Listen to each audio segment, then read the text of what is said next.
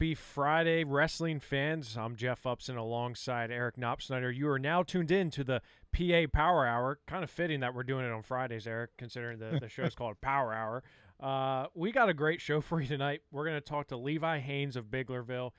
And Levi's kind of been the talk of the town for, I would say, at least the past month or so. I mean, after making a world team, he comes out, makes his commitment to Penn State, which probably didn't shock or surprise a lot of people, but I still think it's such big news for the Nittany Lions to get a blue chipper like Levi Haines from Pennsylvania.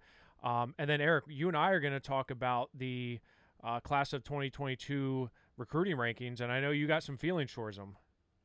Yeah, I agree with a lot of them, but disagree with some stuff in there too. So we'll dig into that a little bit. As you said, Levi Haines all over the place though. We got him. We can fit him into every segment of the show tonight, I think.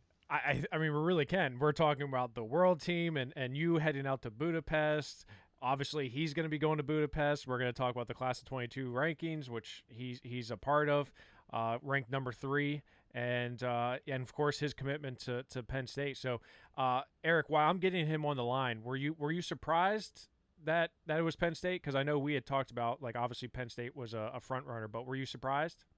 No, and that's one of the things I want to ask Levi is, was that a difficult decision for you? Because I think from the outside, we all kind of thought that was a no-brainer. He's a somewhat local guy there. He trains at M2, which has obviously the David Taylor influence. So, Penn State connections there. I think everybody kind of assumed that Levi was going to be headed to State College, but, right. To actually get that decision from him was obviously a huge step for the Nittany Lions.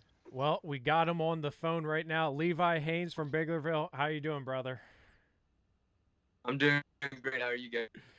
Good.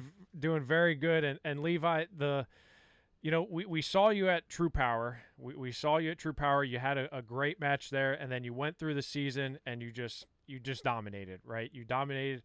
Right. And now you end up making a world team. It's like all these things are happening so fast, right? You win your first PIAA state championship, you make your first ever world team, and now you're committed to Penn State. I mean, it's got to be a whirlwind for you. Yeah, it's been quite the experience, and I'm just very thankful for all the opportunities I've been given. And it's been a great 2 months for myself and my wrestling career. So let's just go back to the beginning, right? You come into Biglerville, highly touted freshman. You're down at 106. Now right. you're up to one. I heard yesterday you were weighing like 160-ish, and I heard you may have told somebody you're going to wrestle like 184 in college. So what have you been eating? Yeah, I'm on the David Taylor diet, man. Get big. So your career thus far, right? You've been in some pretty loaded brackets, right? You had Sheldon Seymour in the finals. You had Ryan Crookham clearly in the finals, and you've been right there. But this was your first time getting over that hump. And how important was it for you coming into this season, a season that we weren't sure if we were actually going to have or not, for you to come away with that state title after finishing as a runner-up twice before that? I don't think it was super important. It's definitely something that I had wanted to achieve. Nobody likes to get second place, but unfortunately, in every tournament, there's going to be a second place guy. And I'm not upset that I got second place at the state tournament twice. I can't complain. Sometimes we don't know why those kinds of things happen, but they did, and it's caused me to become a better wrestler because of those things, and I've had to evolve and just develop myself into a better wrestler because of those minor setbacks. So I really think they've been blessings in disguise. So Levi, you went on then, as we talked about, to make the world team. What was your confidence level like going into Wisconsin there and trying to make a world team? Yeah, I was very confident going in.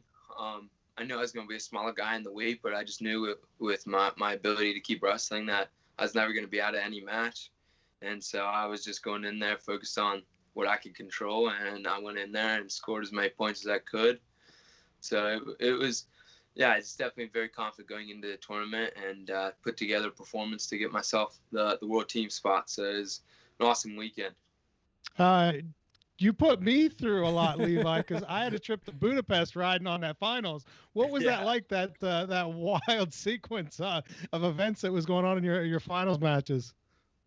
Yeah, it was definitely wild, but it was just had to keep myself under control, and I knew that I was had a significant advantage going into the third match just because he had wrestled a lot of matches, and I had also wrestled a lot of matches, but I just knew that conditioning wise I was going to be a little bit better, and it's just nice to have David there and Mark, who's also had coached a lot of guys who have wrestled 2 out of 3s, and so it was a new experience, but it was a great experience. I'm almost glad it happened that way, just to get that little experience. Some crazy calls, but can't leave it in the hands of the ref. So if I would have scored more points, we wouldn't have had to wrestle a third match. So and like you said, you mentioned having those guys in your corner. I mean, what's it like to have a world champion, an Olympian, coaching you and giving you that advice as you go to the break or, between matches or just the whole event? Yeah, it's really neat. But I think more importantly is he's a great coach. He's got awesome accolades, but he's also a great coach.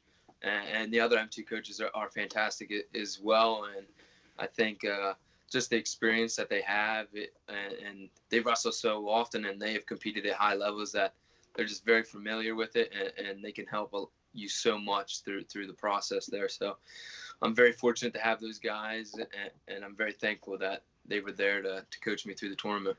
And Levi, you had talked about potentially, being a smaller guy in the bracket, and you were coming up a little bit in weight, considering you're a 45-pounder in your junior year just a short while ago, and right. What was the thought process there? Where you're just saying, hey, I'm getting bigger, my body's growing, I want to go up and not have to cut weight to compete at this weight class. Yeah, so. The way UWWs is, the weight classes are so spread apart. Mm-hmm. So it was, I think it's 65 kilos is the weight class below me, which is like 143 pounds. So that would have been a pretty large cut for me because I was at like 152, and I'm not a fan of cutting weight. And I knew I'd be able to compete back-to-back days much better if I was just enjoying myself in wrestling. So I just ultimately decided that I was going to eat a lot of food, lift, and go up in weight.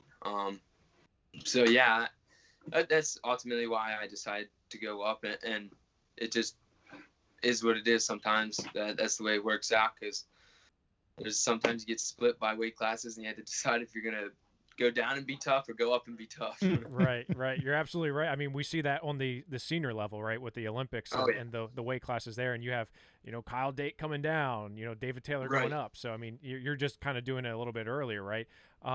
So let's talk about the big news, right? You just recently committed to Penn State, and Eric and I were talking before we brought you on and saying, I don't think a lot of people were surprised by that just because of that connection with you and David, but I think, me personally, I thought you probably explored all your options. In my opinion, that was probably, something you did just in talking to you over the years. And talk us through that process, especially with being a recruit during the times of COVID, the dead period, all those different things.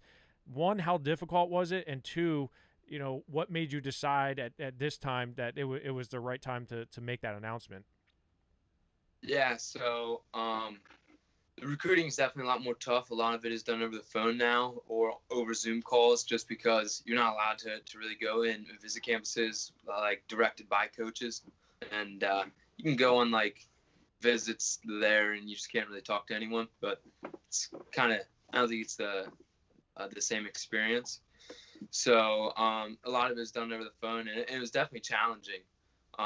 But myself, just looking at all the programs at Penn State, I was a great fit for the program, and I weighed Penn State against all the other programs I've been looking at, and it was just a significant standout to me. And once I figured it out and I kind of looked at all the options, I was like, why go anywhere else? They got everything I need right there. So that's when I decided, I was like, I'm going to go there. What other schools were you looking at, Levi? I looked into Purdue, Rutgers, Lehigh, Penn, and those are the main ones. There's a few others, and NC State I looked at as well. So yeah, and I mean the recruiting process has been awesome. It's a lot of fun to really kind of get to know some of those coaches a little bit better, and that they're showing interest in you is a really neat process. The fact that Penn State, I'm sure you've been to matches there, you've been around the program. Whenever it is this situation in COVID where you can't go to these other places too easily, did that make it an even easier decision where you know what you're getting with Penn State and you're already familiar with that end of it? Yeah, it definitely made it easier because I'm there quite often, and during the summer I stay up there for pretty lengthy amounts of time, so I know the area a little bit, and I really love the area up there. So yeah, that definitely helped in the decision. And how influential was your dad and your uncle, because they have quite an extensive history up that way. What was it like having two guys in your corner that know the road and kind of paved the way for you a little bit? Yeah, it's been neat. But they've both always told me, go where you want to go. Don't let us influence you at all. And they've been very supportive over that. And they've definitely done some great things in the program at Lock Haven. And I did look at Lock Haven, but ultimately I just decided Penn State was a little bit better of a fit for me. And I know that they're happy no matter where I go. And Levi, going into this summer, your summer is now kind of switched gears to training freestyle extensively and making, that world team. Talk about that excitement level for you. Have you ever been out of the country before? And what's it going to be like for you going over to Hungary to compete at the highest level you've ever competed in? Right. Yeah, it is really awesome. And I've never been out of the country before. If it wasn't for wrestling, I don't think I would have ever been off the East Coast. So, but I've been to Fargo. I've been to San Diego, California to wrestle. Florida. So I've been all over the United States to wrestle. And wrestling just given me so many opportunities to travel, and just awesome what the sport has offered me. So yeah, I'm definitely excited to go overseas and represent the United States at the World Championships, and can't get here soon enough. Training's going great, really enjoying it, and so yeah, a lot of great memories already made, and a lot more to come. Well, you nearly gave Eric a heart attack, because I told him, I said, if Pennsylvania gets 3 guys or girls on the world team, we would send him over to Budapest, and you were the last one. So we were texting the whole time through, and he's like, oh my gosh, the challenge brick, oh my gosh, is that a takedown? And he's freaking out, because he's like, I mean, he was always a fan of Levi Haines, don't get me wrong, but he was really a fan of you on that day, because he was like, much bigger fan that day. Right.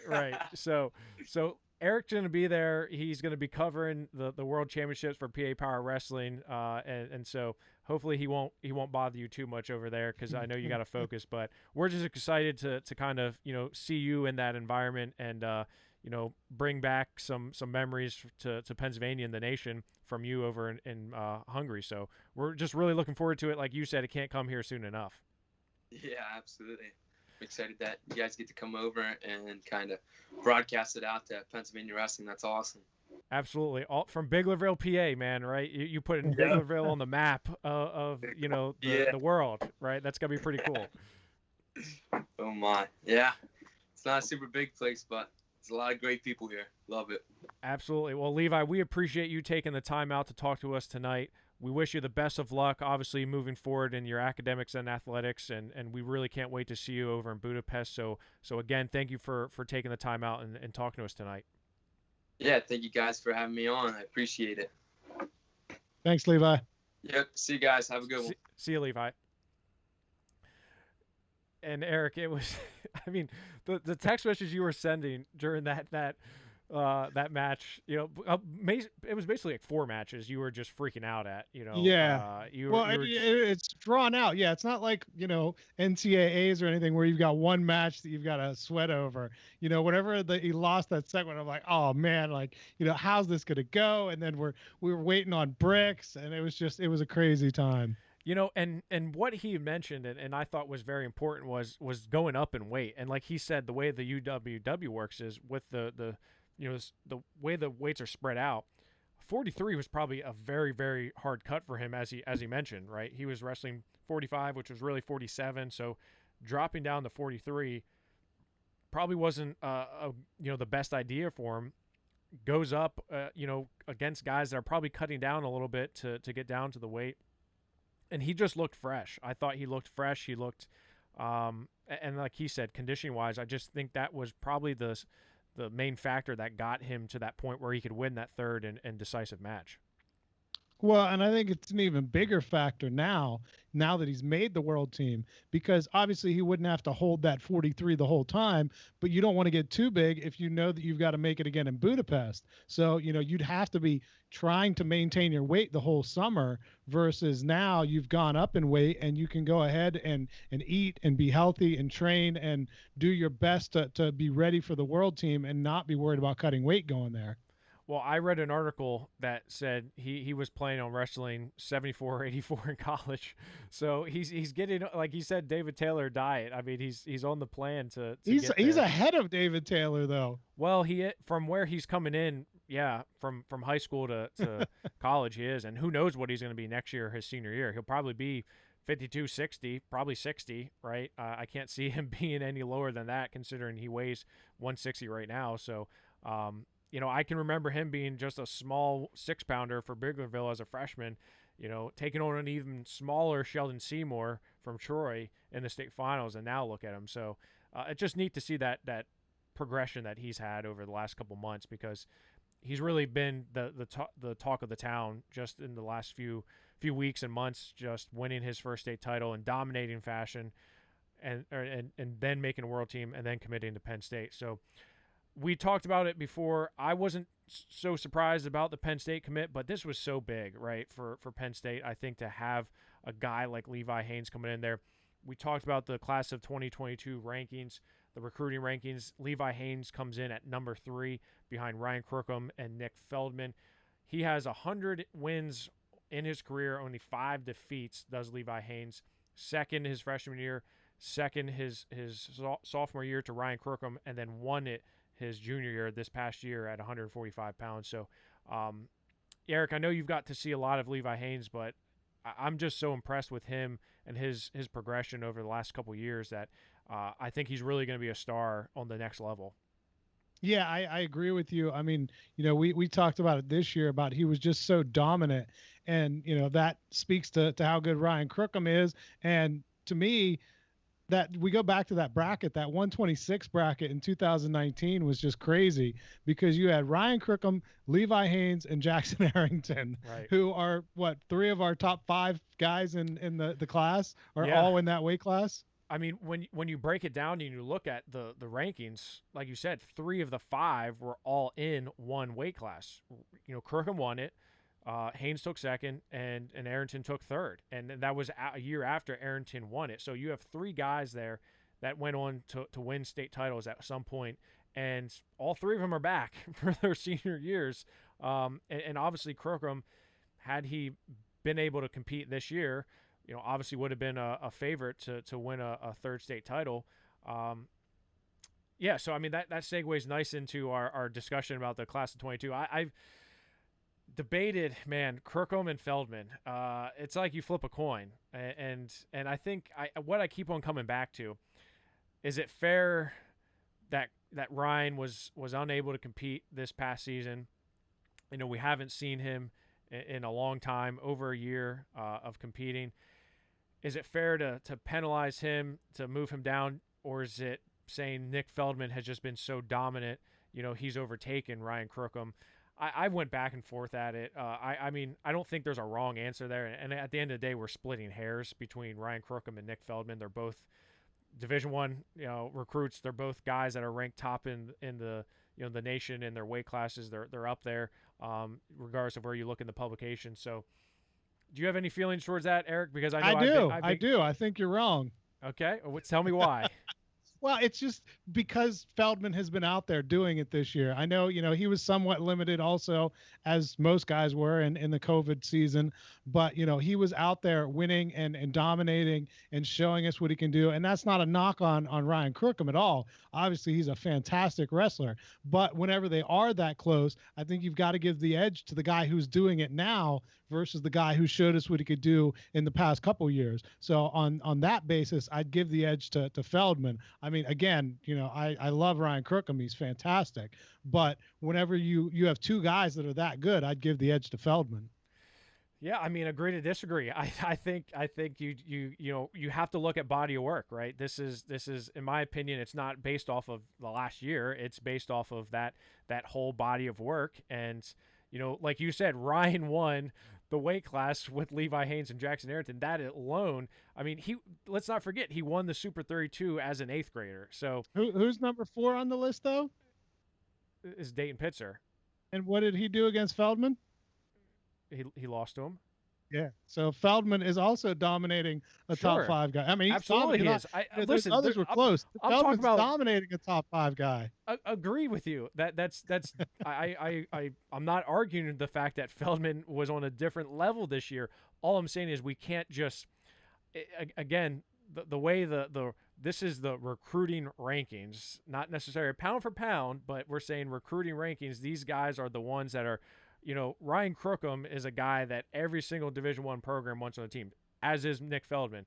All I'm saying is, I don't know. I don't know if it's fair to say to Ryan, because you didn't wrestle this past year, we're going to discount everything and say that you're moving down in the rankings, not because he wanted to, but just because he was injured. And the situation at Notre Dame Green Pond to now Saucon Valley, like, there's a lot of things that are going on behind the scenes there, and I think it's just unfortunate that we weren't able to see him this year for multiple reasons. But again, we're splitting hairs here. I mean, you can't. I mean, if I would have said, that's the fun part of this show, isn't it? Is that whenever we get to argue a little bit.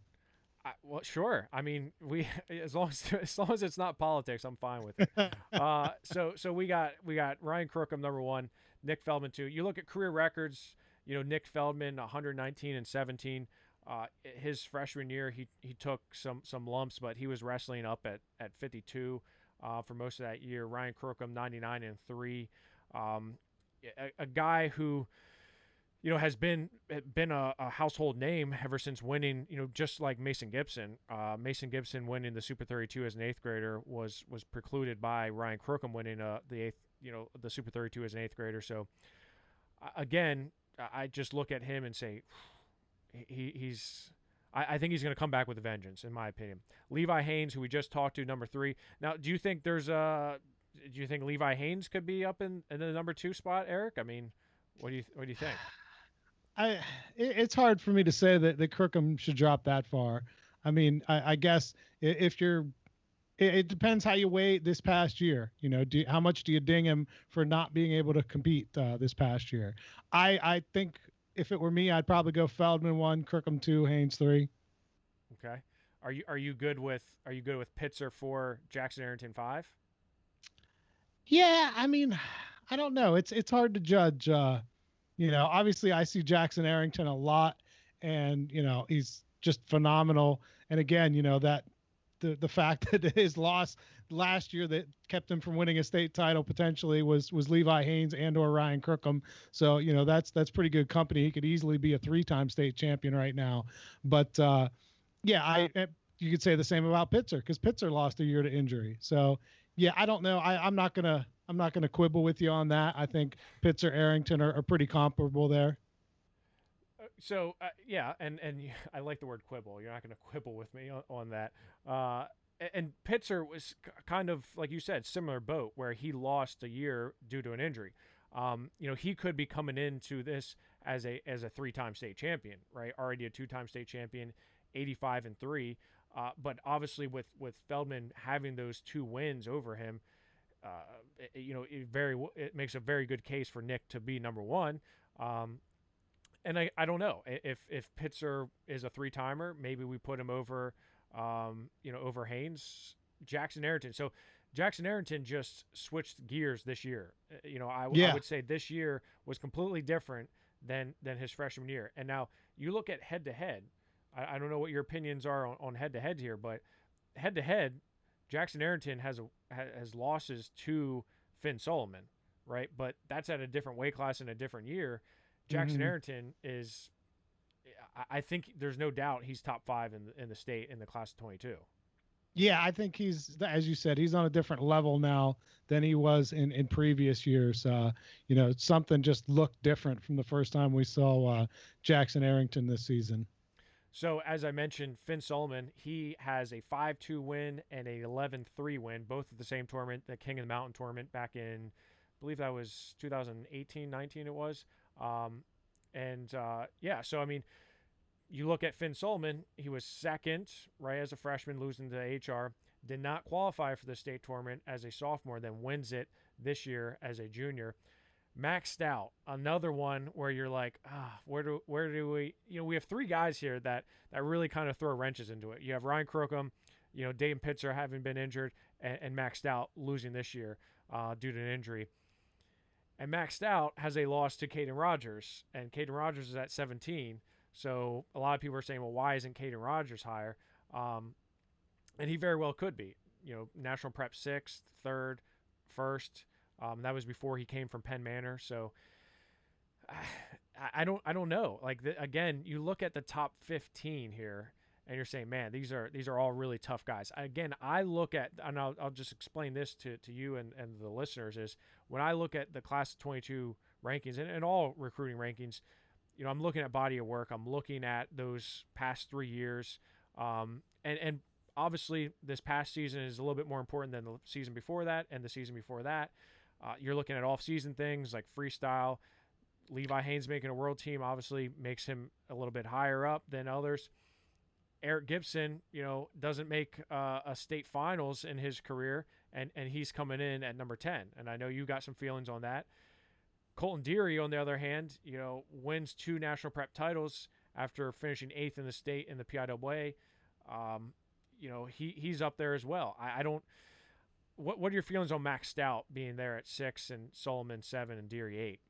Well, I think Max Stout is another one that you look at and you say, if you're going by PIAA credentials, he doesn't belong at number 6 because he's got 1 state second to his name and a regional qualifier, and then was injured this year. Well, the other way around, obviously. Yeah. Regional qualifier, then state second, and then injured this year. But you take into what he's done in freestyle and, outside of those PIAA tournaments, and you say, well, he's pretty darn good. Maybe he does belong in that top 6 range. So if you're taking the whole body of work, as you say, then I can see why you've got maxed out up there. It was just difficult because of this year, of the injury and him, not being able to compete at the end of the season. That makes it hard. And yeah, going to Eric Gibson, who is a guy that, obviously I've known for years, love Eric, all that. But man, you look at it and you say, okay, state 3rd in 19, 6th after a couple of defaults in 20, and then ineligible to wrestle the postseason this year. You're like, man, if you're just looking at that, it's hard to say, yeah, he belongs as a top 10 guy. Now, my big complaint that I texted you about earlier is Colby Franklin. You're saying that the injury this year isn't as important for Ryan Crookham. Why is Colby Franklin, who was a state runner-up as a PIAA freshman and then a national prep runner-up as a sophomore, how is he at 19? And he's a Fargo champ. Yeah, I mean, you're right. He's a top 10 guy easily. Well, if he's top 10, then Caden Rogers is top 9 because Caden Rogers just teched him in freestyle. I mean, so you look, he just took, and I know he's coming off an injury. Absolutely, I recognize that and understand that. However, Colby Franklin took 2 losses this past weekend at the Northeast Regionals. He took 4th at 195 pounds, lost to Caden Rogers, 11-1. So in my opinion, I think, I just don't think, and maybe it is the fact that he was injured and we haven't been able to see why he was seminary. Maybe it's a symptom of the fact that seminary was not able to wrestle much. But so he'd be better off if he didn't wrestle and was just injured. He would be up higher in the rankings. No, Yeah, I mean, I guess potentially you could say that. Unfortunately, I think these other guys have overtaken him, and I just think that body of work wise, I don't know if I've seen Colby being a runner up in the state finals as a freshman. You're thinking, okay, this guy's going to be unstoppable heading forward, and I just don't know if I've seen the unstoppableness from him. After that freshman campaign at St. Joe's Academy before he goes to Weightman Seminary, I think you can make an argument for sure. He's probably a little bit too low. I don't discount that he probably should be higher up. But I just think these other guys, like Van D, I think made jumps. I thought Jack Waymeyer made really big jumps.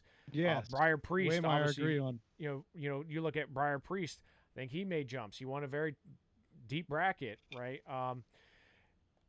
I just look at those things, and Caden Rogers, again, if you go head to head, sure, Caden Rogers should be up there because he beat Maxed Out. So you're saying, well, why isn't he up against, higher up than Maxed Out if you're going head to head because he beat Colby Franklin? And to be honest, it's just, I mean, those are just things that I've seen all these guys wrestle for the past 3 years extensively. Whether that's Ironman, whether that's Powerade, whether that's Beast of the East, Escape the Rock, you name it, state tournament. I've seen kind of the progression of these guys. And, Eric Gibson, I thought coming into this, and to be honest, I thought Eric Gibson, if you would have asked me 2 years ago after he won the Surge and after he had a pretty good PIAA tournament, I would have said he's probably going to be top 3 in the state of the class of 22. I just think he's, let's not forget, he beat 2 state champions this year, right? He beat Grant McKay this year. He beat AJ Corrado this year. So, unfortunately, yeah, he wasn't able to compete.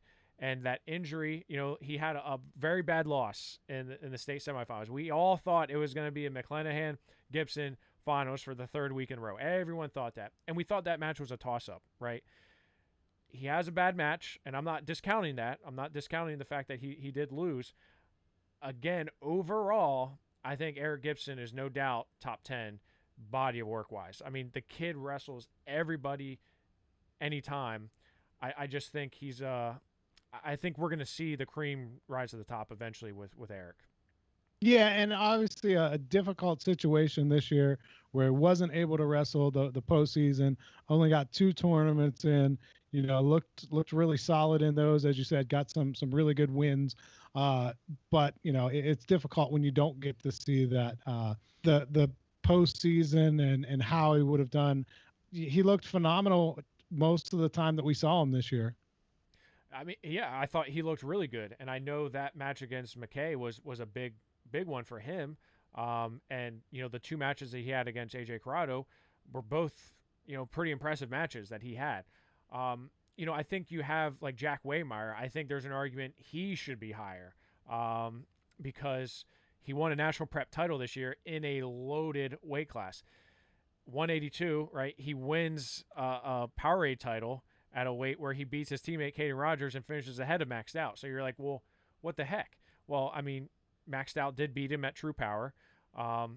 Jack, though, has some incredible wins against nationally ranked guys. Body of work, he was 8th as a freshman, 6th as a sophomore. I don't know. I mean, again, there's a lot of variables. There's a lot of, I pity the man who wants to try to do this. Because it's not easy. It's not easy to do when you're looking at all the different, you're trying to look at consistency. You're looking at off-season things. You're looking at freestyle. You're looking at those big matches and seeing those head-to-head matches. And a lot of it's a gut feeling. I mean, again, I'm not saying I'm the expert, but I'm pretty darn near in the state of Pennsylvania.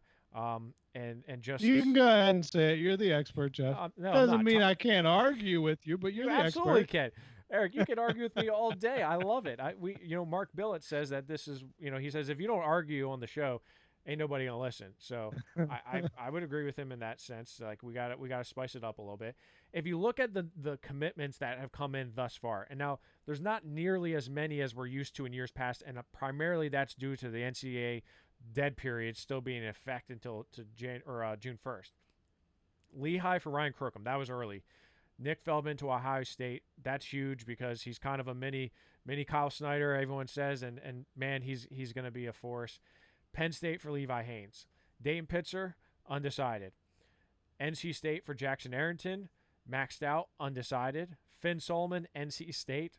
Colton Dearly, Maryland for both football and wrestling. Eric Gibson, Cornell. Jack Waymeyer, Columbia. Kletos, Rutgers. And Briar Priest, Pittsburgh. Jared Kessler, Pittsburgh. So those were the big ones that you had in the top 20. Now, you look at the unknowns. Dayton Pitzer, he's a Waller kid. I'm trying to think of where he may land. I know he's a pretty intelligent young man. So is he looking at potentially an Ivy League? Is he looking at in state somewhere? I'm not sure 100%, but I think he's again a guy who is going to be a monster 197 pounder in college, and then maxed out, right? Luke Stout's at Princeton. Older brother Kellen went to Pitt. Where's Matt going to go? Dad right? went to Clarion. Dad went to Clarion, right? There's a lot of ties there, right? I mean, and Levi mentioned that his dad and his uncle went to Lock Haven. You look at the connections. Eric Gibson committed to Cornell, and I know he had a really good relationship with Gabe Dean. Gabe Dean's no longer at Cornell. Does that change things for him? Does that reopen up his recruiting process? I'm not sure. I'm not going to speak on that because I don't know. And then Van D. Van D's, I think, a guy he's just a brawler, man. I can remember when Van D won the Surge against Nick Allison, and he was just, I was like he won the state tournament. And he's just constantly chipping away, and been in the mix. And then, I was happy to see him finally get over that hump this year, but especially after finishing second to Vinny Kilkiri in a wild match. So there's some guys here that I think can make some serious impact overall, Eric. Yeah, absolutely. And as you said, you talked a little bit about the dead period. The other thing that I think makes this just such a difficult year for recruiting is the free year rule from the NCAA. I can't imagine being a coach this year in any sport and trying to figure out, okay, I've got 10 seniors. How many of these athletes are coming back for softball or soccer or wrestling or whatever? You're looking at it and you're like, all right, we got to figure out who's coming back, who's not, where we stand scholarship wise, how that affects the lineup. This year has just got to be a nightmare, logistically speaking, for these coaches to try to figure out who they have on their team and who's going to be there next year. Plus, the transfer portal has just gone crazy because of this. So, you see record numbers of people that are looking to transfer. So, it's just a mad scramble. It's like, what's the kids game, the chairs, musical chairs, chairs. Yeah, you're just waiting to see who's left standing. It's crazy. Eric, we won't talk about your experience with chairs because we almost lost you in a chair at Hershey. So I know you're not playing any musical chairs for your free time, considering one almost took you out. There's a lot of things going on with that. You have a log jam, right? And so many wrestlers are gray shirting because of that. I can think of a handful of wrestlers: Caden Cassidy, Mason Spears. There's a ton of different wrestlers that I know are gray shirted this past year or are going to be doing it this next year because of that log jam of Iowa returns their entire lineup. Mikey Kemmer's 38, and Spencer Lee's not on the roster. No, he's back. He's on the roster now. Oh, he's on the roster again. Okay, yeah, don't worry. We sorted it out. Was that an oversight? What happened? You got to give us the inside story, Jeff. No inside story. It was an oversight. He's easily forgettable, I guess. Yeah, you just forgot Spencer Lee on your roster. Come on. Apparently. Listen, it's conspiracy theories. That wouldn't happen. I heard Penn State Dyson. I heard Penn State hacked the server or something. I heard a lot of tell different Dyson that a Pennsylvania school would not forget a 3-time NCAA champ. I don't know who this person is you speak of. You said his name's Dyson? You just excommunicated him. I didn't excommunicate him. I just haven't talked to him in 2 months. I know he's busy. He's got friends, but I thought I was just in high school. He's got a girlfriend. He's got a job. What about me? I'm cool. I'm hip. I'm hop. Eric, you on the other hand, I get it, but Wow. I'm sorry. I had to get it in there for us quibbling. I mean, I think a variety of things are playing into this lack of commitments, like you said, dead period, but also coaches not knowing how much scholarship money they're going to have, et cetera, et cetera. Right? There's a lot of different things, which it's going to be a domino effect for several years. We're going to see this reverberate kind of through for the next couple years, maybe more, because of COVID, because of everything that's happened due to it. So it's unfortunate, right? But it's also exciting to see where these wrestlers are going to end up. And again, you look back at past recruiting rankings. Chance Marsteller, Penn State, Oklahoma State, ends career at Lock Haven. Vincenzo Joseph, and Jason Nolf, two guys that were high up there, and look where they ended their careers. Zane Rutherford, Spencer Lee, obviously. There's so many guys that you look at and you're like, man, this decision could change the landscape of college wrestling. I think this year, especially when you look at 2022, I think a lot of these guys, and I know some folks said, the class of 22 is not that great. I think it is. I think there's a lot of really good talent here. You may not see the guys with the state 1 or national prep 1 next to their name, but I think these are guys that are going to make some impact on the Division 1 and Division 2, wherever they end up, wherever they go. I think you're going to have some impact. Absolutely, especially at the top there. I mean, those top couple, Crookham, Feldman, Haynes, I mean, those are all impact guys at the college level. But one thing that you mentioned when we were talking about the transfer portal, it reminded me we also got to talk about Garcia in the transfer portal. Yeah. So a Michigan guy, and the question there with him being in the portal is he looking to transfer for football, for wrestling, or for both? Because Michigan, obviously he had intentions of doing both wrestling and football. He was a big time football player.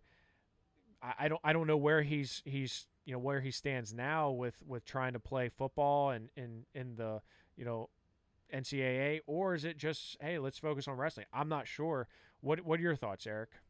I don't know. I honestly I didn't see. Did he get any playing time? Do you know in football this season No, at Michigan? No, he didn't. No.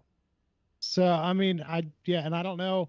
Is that the emphasis or the impetus for this, that he's looking to transfer because of the football situation and he wasn't getting the playing time?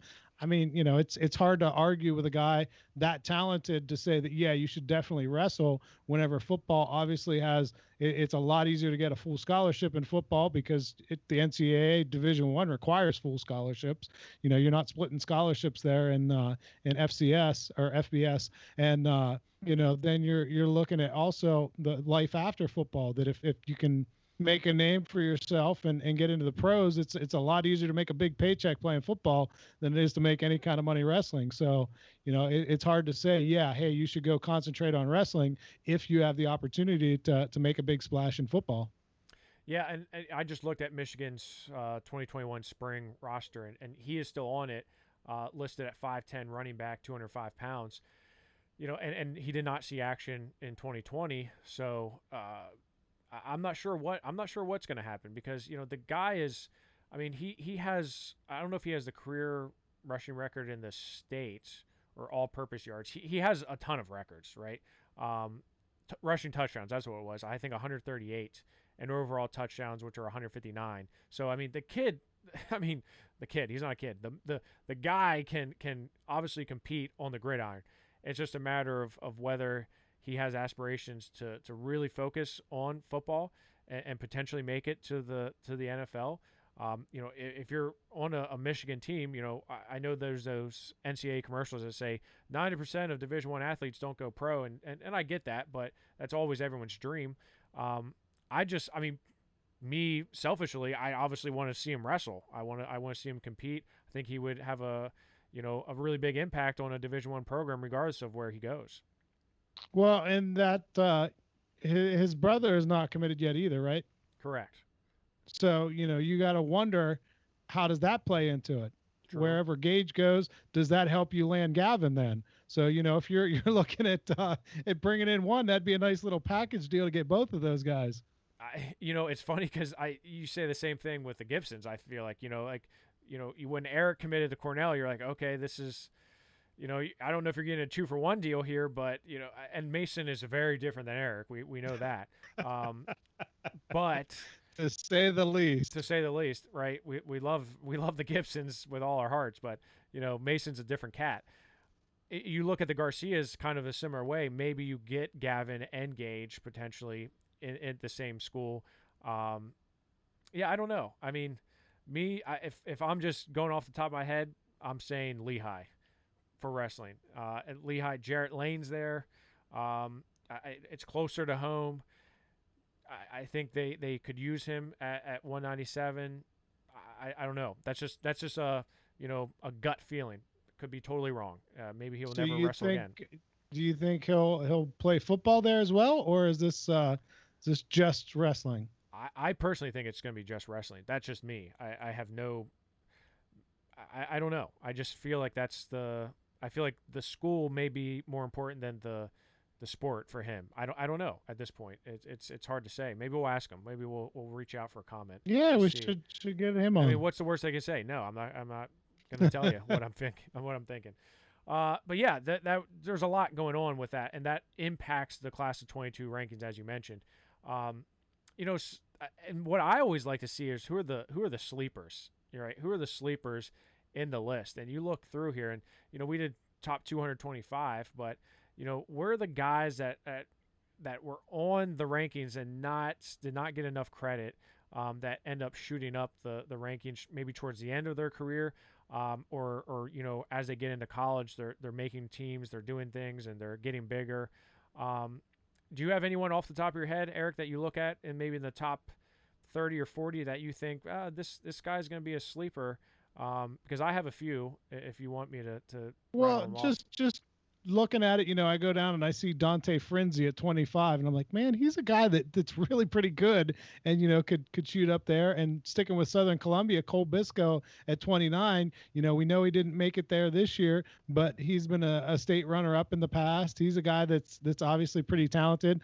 And even going down to 30, Billy McChesney, we've seen him really come on of late, and what he's able to do at heavyweight. So I mean, just those in the top 30 alone, those guys right there. And then Enzo Merlocki, he's a guy that I can't quite figure out because, you see him one week and you think, man, this guy is phenomenal. He's going to be, really high on the podium, making national noise. And then he doesn't make it out of the Southwest region. So it's kind of tough to sometimes figure out, exactly where that is. Yeah, I mean, it's funny that you said Enzo. Enzo's he's hard to get a grasp on. He's a slippery little guy, like it's hard to figure out.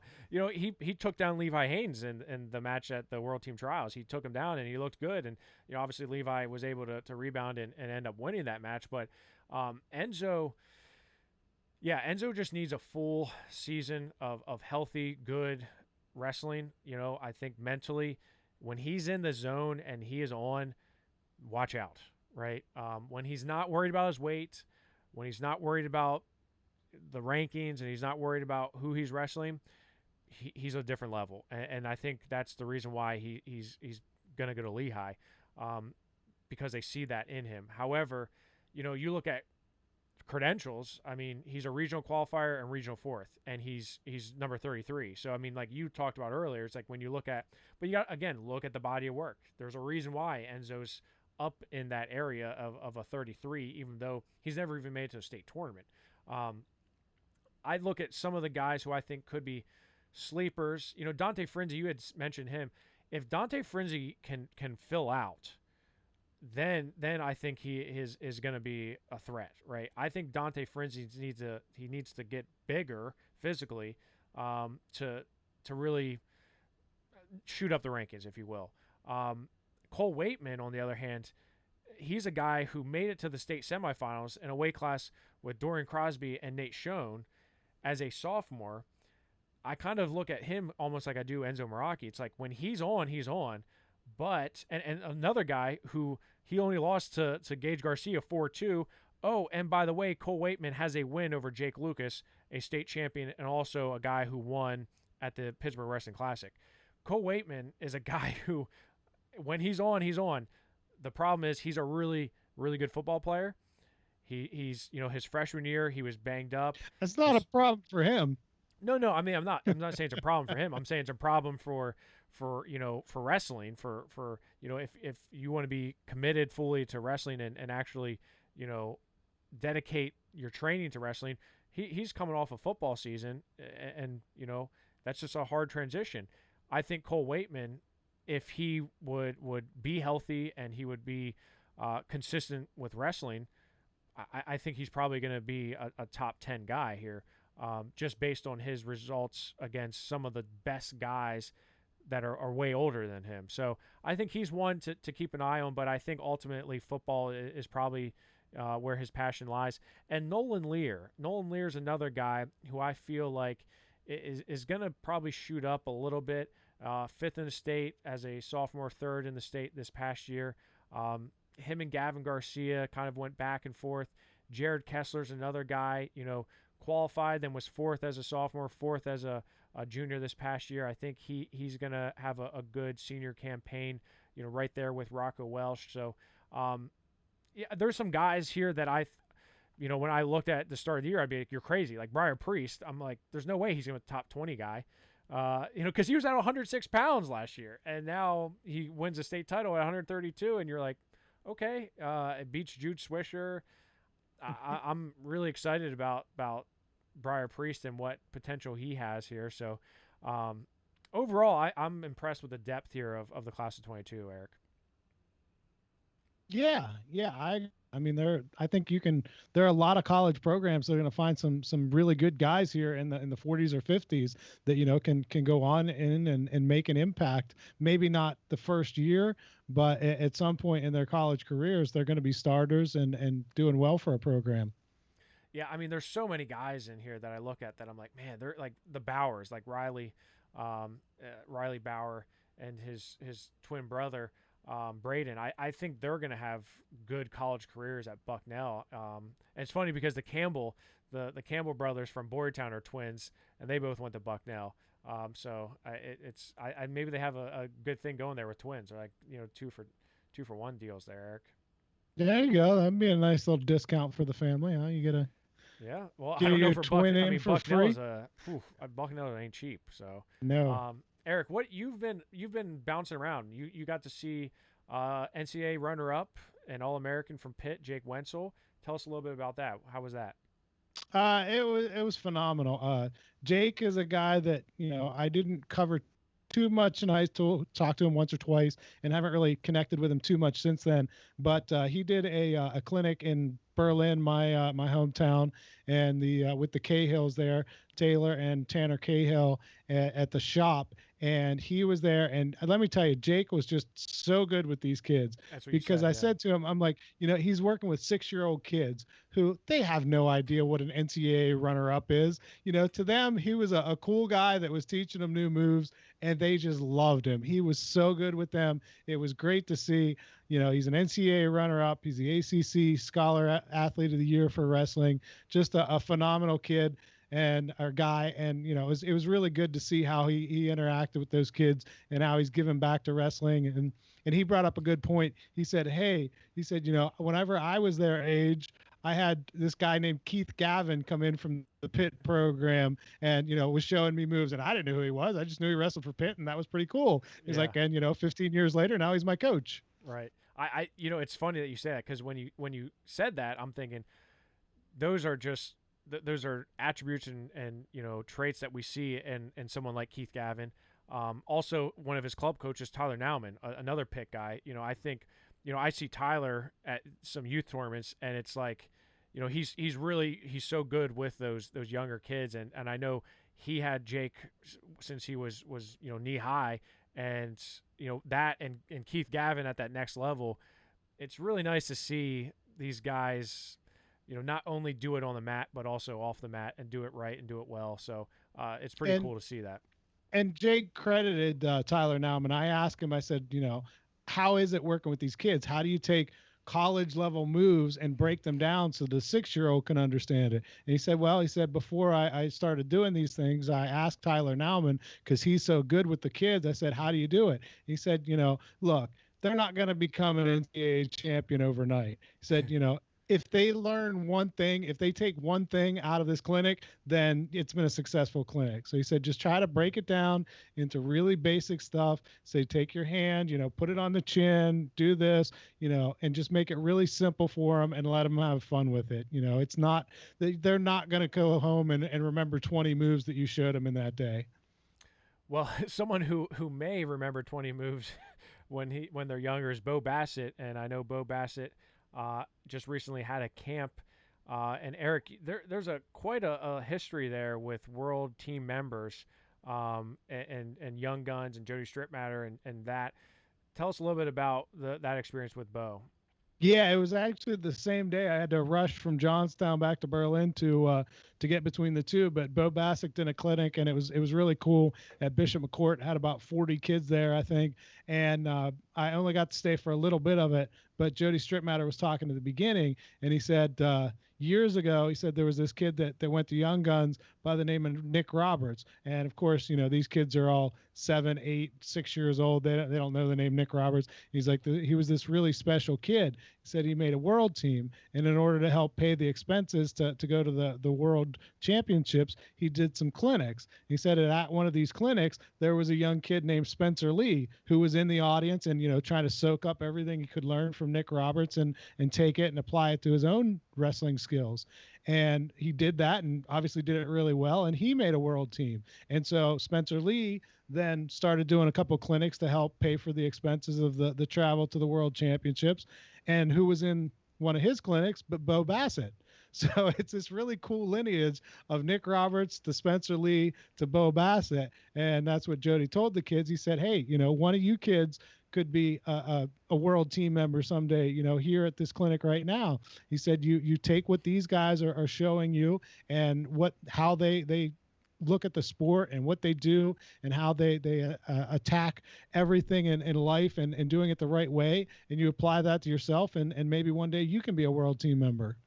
Yeah, it helps having those real examples. Those, they're not just names; they're physically guys that you see and just thinking back to all the guys that came before them, and you think, man, I really could do this because obviously when you're a kid, everyone says, oh, you can be anything you want, you can do anything you want, you can be as best as you want.